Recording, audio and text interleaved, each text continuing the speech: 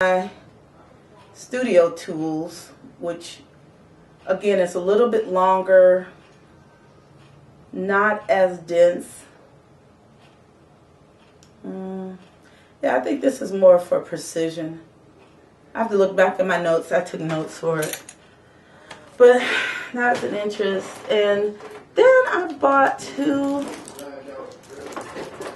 Taklon, Taklon.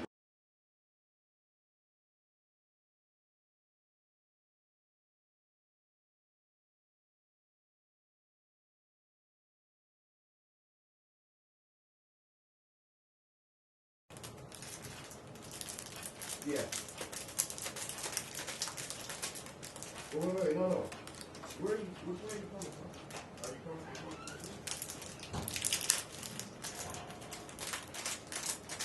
Okay. So I have the C224 Oval Camouflage. And then I have the S233 Taklon Foundation. And this is another foundation. It's soft as I don't know what, you guys. So soft. The YouTuber whose video I watched, and I totally wish I would have, I'm going to go look at her name just because I want you guys to know who it is while I'm talking about her, because it made such an impression on mine. She did a comparison. She showed how they picked up your pigments, whatever makeup you may be using these for.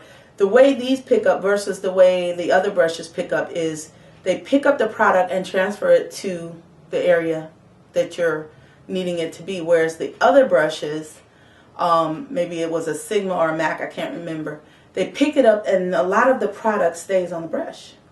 So to me that translates into you using more product. Well, I'm sorry, you're wasting more product, because let's face it, the brushes don't need the product the face does.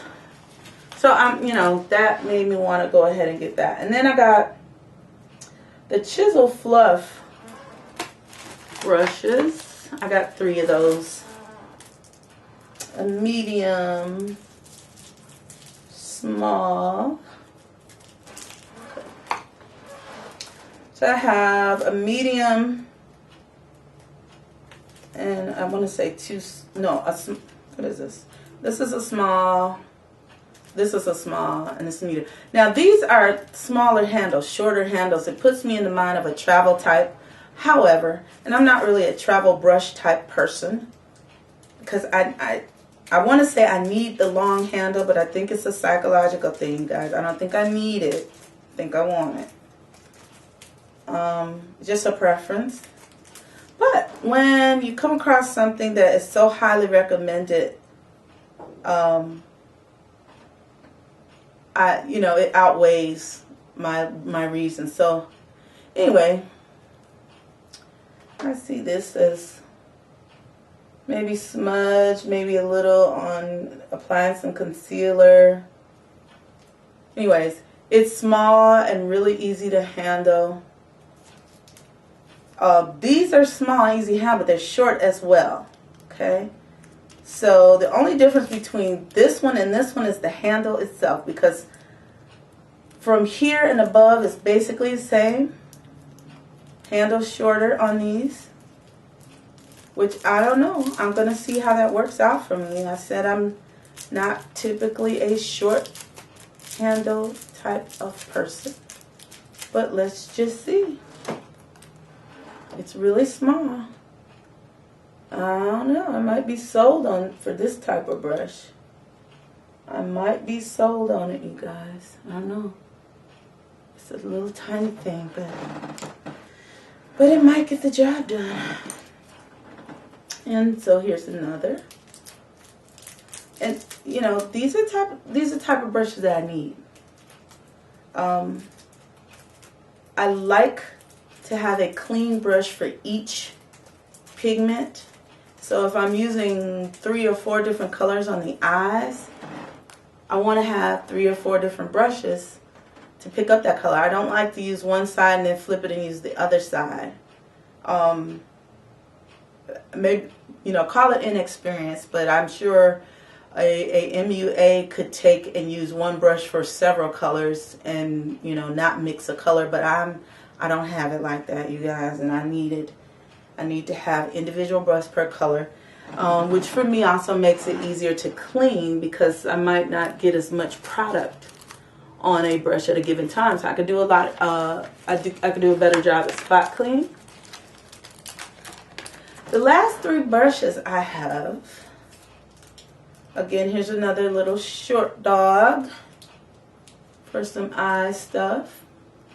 I don't know. I might enjoy working with the smaller brushes for the eyes, because I do find myself doing this number here, or getting real close and having the tail end of the handle be a factor in how close I can get to the mirror sometimes. Then I have a stiff tapered crease. Here's a crease brush. It's a shorter handle, but then so is my other crease, and maybe that's just typical design for a crease brush. So here's what I've been using. It's a Studio Tools, picked it up from Target. And this is my crown. I'm looking at them, and from the looks, they appear to be the same, different kind of construction. My Studio Tools is longer, and at the top, it's got more flexibility. My crown, it just doesn't have the extended point, that just little fraction of an inch worth of extended point. But the tip has some flexibility, just enough. And then the base of it and it feels really soft, so I think I'll do well with that. Let me see. Yep. I already have 2 of the Studio Tools crease brushes. Now I have an additional Crown C139, and that'll do just fine for me. Now, last but certainly not least is the the bent liner brush. I might have 1, maybe 2 liner brushes that came with my initial brush set that I got from eBay. And I don't even think I've ever used them because I don't currently use a gel liner that comes in a pot. All my liner currently comes in a tube with its own brush. However, I am about to dive into those types. So let's see if you can see this.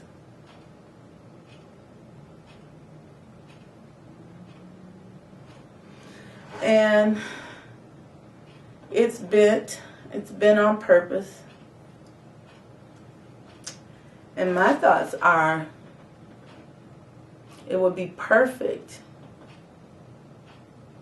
for putting that liner on. Because of the bent angle of it, I can really see where that brush tip is going. I can really see that. As for the brush itself, very soft, you guys, very flexible. Closer to the base, of course, there's a little bit more control, but I don't know, for me, when I do liner, I'm barely touching the eyelid. It's not something that I need to really push down into. So this is perfect.